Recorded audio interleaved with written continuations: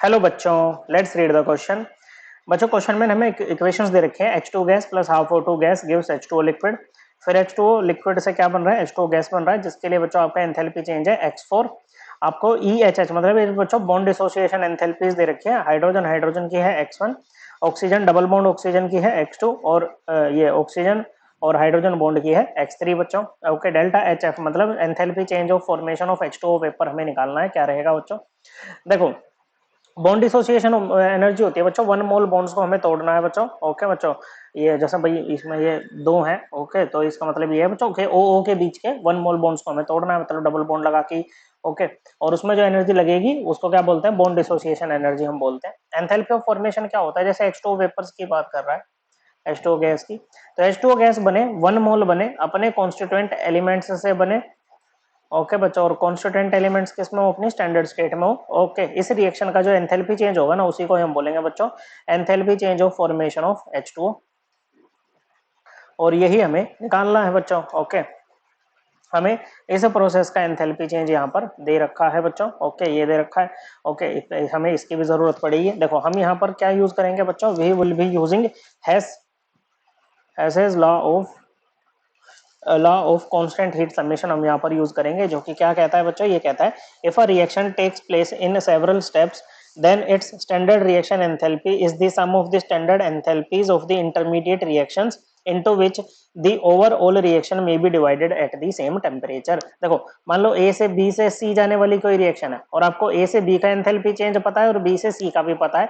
Okay बच्चों, तो इन दोनों को ऐड करके ना आप A से C का निकाल सकते हो बच्चों आराम से। ओके, ये क्या कौन कहता है बच्चों, ये कहता है हमारा हेस्लो। ओके बच्चों, अब देखो सबसे पहले हम क्या करेंगे, ये वाली जो रिएक्शन है ना और ये वाली रिएक्शन, इन दोनों को कुछ इस तरह से एडजस्ट करेंगे कि हमारी ये वाली इक्वेशन बन जाए बच्चों।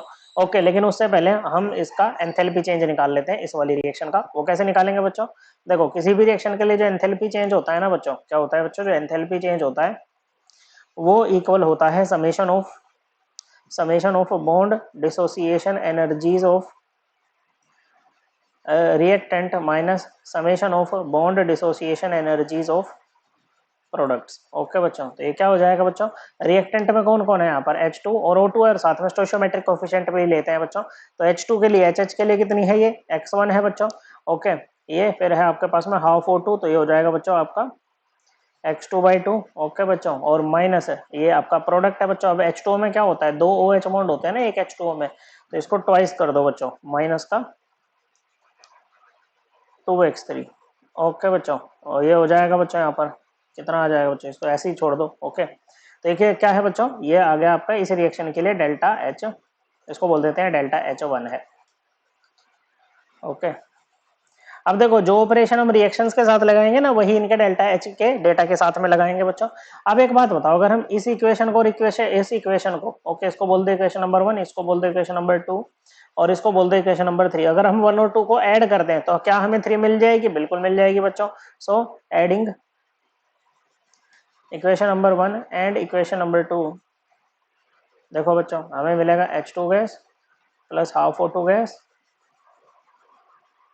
से हमें क्या मिल रहा होगा बच्चों, H2O गैस हमें मिल रही होगी, मिल गई बच्चों। H2O लिक्विड से H2O लिक्विड कट जाएगा ना भाई। ओके, तो इसके लिए आपका ये डेल्टा HF जो आपको निकालना है H2O का, क्या हो जाएगा बच्चों, ये दोनों को ऐड किया है बच्चों। क्या किया है बच्चों, ये हमने रिएक्शंस को ऐड किया है, तो क्योंकि हमने रिएक्शंस को ऐड किया है तो इनका एंथैल्पी चेंज का डाटा भी हम क्या करेंगे बच्चों, ऐड ही करेंगे, -2x3 प्लस x4। ओके बच्चों, ये क्या है बच्चों, it is the enthalpy change of formation of water vapours. Okay, H2O gas. Okay बच्चों, सो करेक्ट आंसर क्या बन रहा है बच्चों, यहाँ पर तो इन्होंने प्लस ये x3 को अकेला करा हुआ है बच्चों, नहीं चलेगा काम। यहाँ पर 2x3 2x3 है, माइनस x1 है, x2/2 माइनस x4 किया हुआ है, गलत बच्चों। ये है आपका x1 plus x2/2 minus 2x3 minus x4, यहाँ पर लिखा हुआ है, गलत है बच्चों। x1 plus x2/2 minus 2x3 plus x4, correct answer option 4। Okay बच्चों, और इस चीज को हम बच्चों अपनी ये हेस्लो जो है एनसीईआरटी से हम रेफर कर सकते हैं, क्लास 11th की एनसीईआरटी, चैप्टर नंबर 6 थर्मोडायनेमिक्स वाला चैप्टर बच्चों, पेज नंबर 169 को हमें रेफर करना है बच्चों।